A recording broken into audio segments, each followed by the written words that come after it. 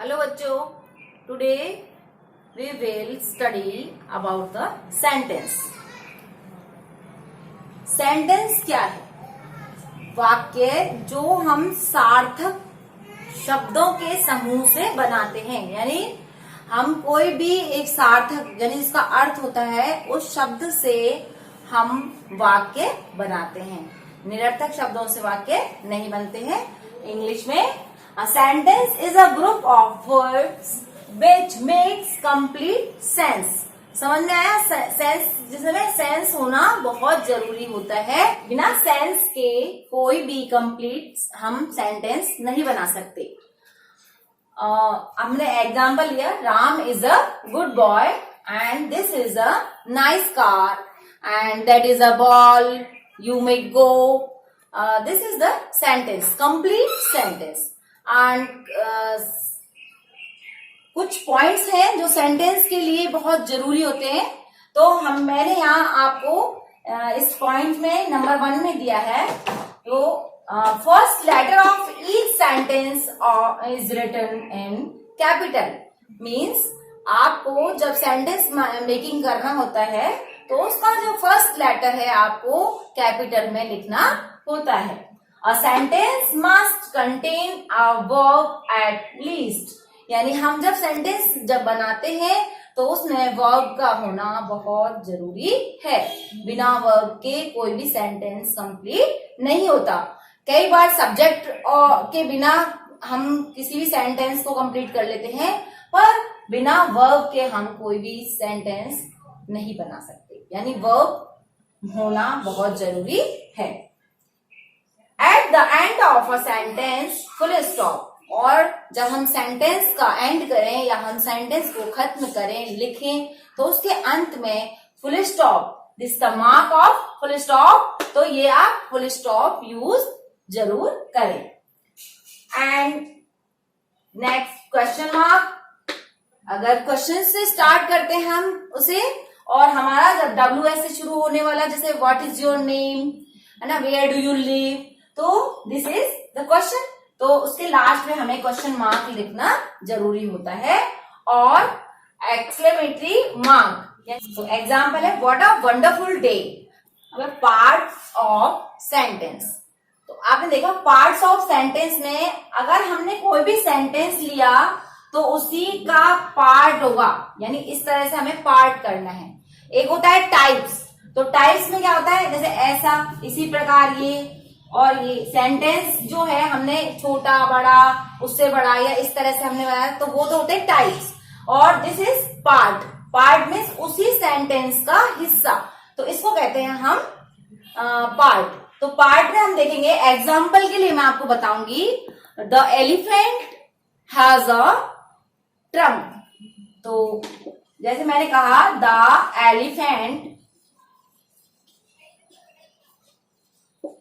has a trunk।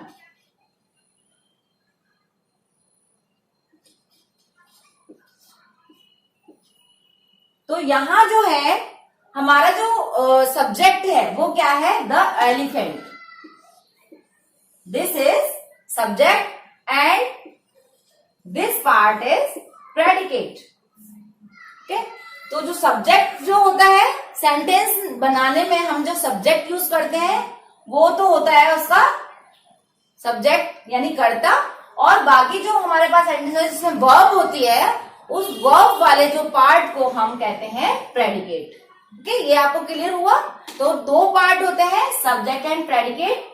किसी भी sentence के स्टार्ट में जब उसका सब्जेक्ट होता है, जो उसका कर्ता होता है, वो तो होता है उसका सब्जेक्ट, एंड जो पार्ट रिमेनिंग पार्ट है जिसमें वर्ब होती है वो होता है predicate. Now next example, he works hard. आप सोचिए, जो इसका सब्जेक्ट है वो क्या है, he. This is the subject and works hard, this is predicate।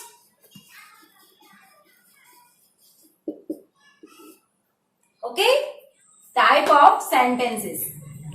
Assertive sentence, इसके टू पार्ट्स हैं, affirmative sentence and negative sentence, and second interrogative sentence, and third is imperative sentence, and fourth is exclamatory sentence, and fifth is optative sentence. अब हम इसको एक एक हम इनको explain करेंगे, डिस्कस करेंगे। ओके, तो फर्स्ट है assertive sentence.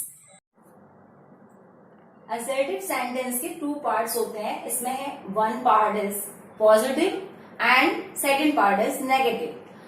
Positive is equal affirmative, positive is one, मतलब या तो पॉजिटिव हो सकता है या अफर्मेटिव होता है, जिसमें हम कोई भी काम को करने का मतलब हम मान लेते हैं, स्वीकार कर लेते हैं। जिसको वो नहीं मानते, नहीं करना, तो हमने वहां नेगेटिव सेंटेंस में इसे कन्वर्ट कर देते हैं। तो दो टाइप के होते हैं, पॉजिटिव और negative. He is playing cricket और he is not playing cricket, there are not sitting there, there are sitting there. तो इस तरह से हम नेगेटिव और पॉजिटिव सेंटेंसेस बना सकते हैं।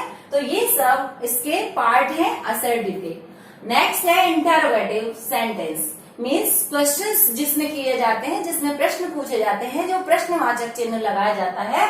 अ sentence can ask a question, what are you doing, what is your name. तो जो क्वेश्चन मार्क होगा वो WS से शुरू होने वाले होते हैं और लास्ट में जो क्वेश्चन मार्क होता है वे कहलाते हैं interrogative sentence. Imperative sentence, a sentence that can give an order or make a request, जहां हम किसी को ऑर्डर दें या हम किसी से प्रार्थना करें या हम अनुमति दें, तो वहां हम ऐसे सेंटेंसेस को लेते हैं, जैसे go and sit there and please give me some money.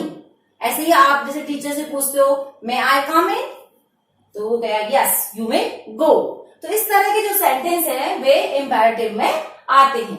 Now next exclamatory sentence, a sentence that can make an exclamation जहां होता है, तो वहां यानी विस्मयादि बोधक, जहां विस्मय, आश्चर्य, शोक और हम कहते हैं जहां दुख जैसे होता है, इस तरह के जो वाक्य होते हैं उन्हें हम इसमें लेते हैं। जैसे what a lovely dish it is, oh I am tired. इस तरह के जो वर्ड्स हैं इसमें आपको अलावास जो दुख वाले हैं इस तरह के, और उसमें आपको मैंने बताया था ये इसका जो होता है मार्क होता है ना, चिन्ह। Optative sentence, a sentence which express a wish और अ प्रेयर, जहां हम किसी इच्छा को या हम किसी प्रार्थना को रखते हैं, वहां हम इसमें ऑप्टेटिव सेंटेंसेस में बनाते हैं।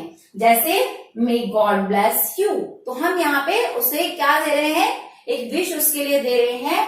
ऐसे ही किसी को हम आशीर्वाद स्वरूप कोई बात उसके लिए कहें, तो मे यू लिव लॉन्ग, है ना। इस तरह की जो सेंटेंस हैं वे ऑप्टेटिव सेंटेंसेस में आते हैं। मे यू बी सक्सेसफुल, आप हमेशा मतलब सफलता के लिए हम उसको क्या दे रहे हैं, अच्छा उसको आशीर्वाद दे रहे हैं। तो ऐसे जो हैं वो हम किससे एक्सप्रेस करते हैं, विश और प्रेयर से, तो वो हो गए ऑप्टेटिव। तो यहाँ आपका सेंटेंसेस जो है वो खत्म हुआ, हमने इसके टाइप्स बता दिए। अब हम आगे इसके जो है नेक्स्ट आपको वीडियो में फिर से आपको जो नई वीडियो लेकर आएंगे। तब तक घर पर रहिए, स्वस्थ रहिए।